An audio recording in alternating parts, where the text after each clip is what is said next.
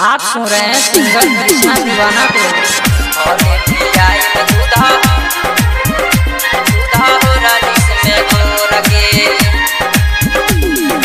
DJ Manish Raxaul, DJ Manish Raxaul, DJ Manish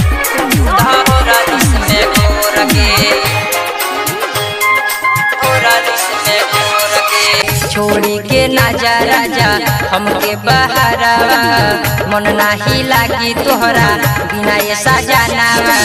बुझो ना दर्द नी दर्दी लड़कोर के, भोले पियाए में दूध हो रलिस में घोर के, भोले पियाए में दूध हो रलिस में घोर के, भोले पियाए में दूध हो रलिस में घोर के, भोले पियाए में दूध हो रलिस में घोर के।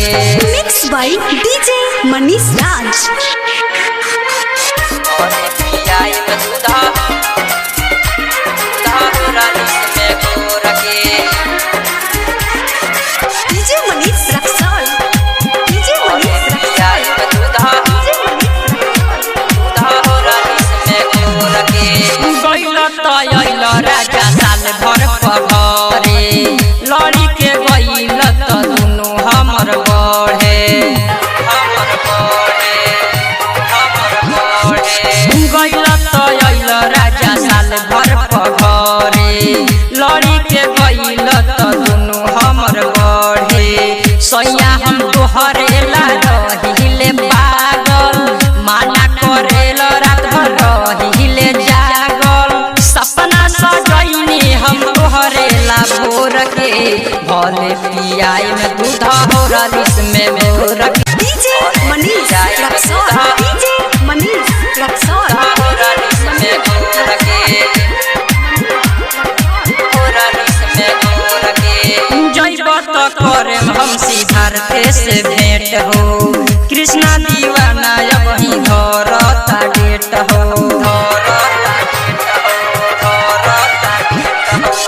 जइब त करेम हम सिद्धार्थ से भेंट हो, अकेला हरि शंकर धरता डेट हो। नहियर के सुख नाही ससुरा में मिलल, कमल के फूल जियन रही राजा खिलल। आशिक अर्जुन नी दर्दी ना जा छोड़ के, भोले पियाए में दूध हो रलिस में भोर के, भोले पियाए में दूध हो रलिस में भोर के, भोले पियाए में दूध हो रलिस में भोर के, भोले पियाए में दूध हो रलिस में भोर के। छोड़ी के ना जा राजा हमके बहारावा, मन नाही लागी तोहरा बिना ये सजनावा। बुझो ना दर्द नी दर्दी लड़कोर के, भोले पियाए में दूध हो रलिस में घोर के, भोले पियाए में दूध हो रलिस में घोर के, भोले पियाए में दूध हो रलिस में घोर के, भोले पियाए में दूध हो रलिस में घोर के। डायमंड रिकॉर्डिंग एजुकेशन अच्छा